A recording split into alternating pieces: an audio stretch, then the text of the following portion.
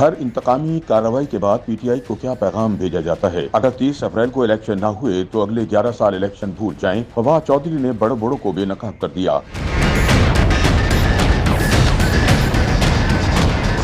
پاکستان تحریک انصاف کے سینئر رہنما فواد چودھری کا ایک نجی چینل کے پروگرام میں گفتگو کرتے ہوئے کہنا تھا کہ نگران حکومتوں کے دور میں آج وہ سب ہو رہا ہے جو کبھی کسی مارشل لا کے دور میں بھی نہیں ہوا تھا۔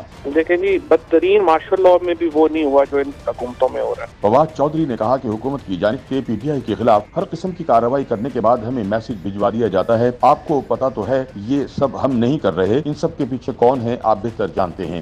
اور ان سے ہر بات کرنے کے بعد ہمیں میسج بھی آ جاتا ہے کہ وہ دیکھ لیں، آپ کو تو پتہ ہے ہم تو اس کے پیچھے ہیں۔ ہر ایک کو جو ہے انہوں نے یہ لگایا ہوا ہے۔ ایک اور نجی چینل کے پروگرام میں فواد چودھری کا کہنا تھا کہ اگر یہ الیکشن 30 اپریل کو نہ ہوئے تو پاکستان میں آپ اگلے 11 سال الیکشن بھول جائیں، پھر الیکشن نہیں ہوں گے، مارشل لا ہی لگے گا۔ یہ الیکشن نہ ہوئے نا 30 اپریل والے، پاکستان میں الیکشن اب 11 سال بھول جائیں، الیکشن نہیں پھر ہونے، پھر مارشل لا حکومت کیا کرے گا۔ فواد چودھری کا مزید کہنا تھا کہ ہر درست فیصلہ آپ کو پے کرتا ہے اور ہر غلط فیصلے کی آپ کو قیمت ادا کرنا پڑتی ہے۔ اب پی ڈی ایم کو اپنے غلط فیصلوں کی قیمت ادا کرنی ہے، اور قیمت یہ ہے کہ مریم نواز اور بلاول بھٹو کا پاکستان کی سیاست میں مستقبل ختم ہو گیا ہے۔ ہر درست فیصلہ آپ کو پے کرتا ہے، ہر غلط فیصلے کی آپ کو قیمت دینا پڑتی ہے۔ اس وقت جو پی ڈی ایم اور نون لیگ ہے ان کو اپنے غلط فیصلوں کی قیمت ادا کرنی ہے، اور قیمت یہ ہے مریم نواز اور بلاول بھٹو کا پاکستان کی سیاست میں مستقبل ختم ہو گیا۔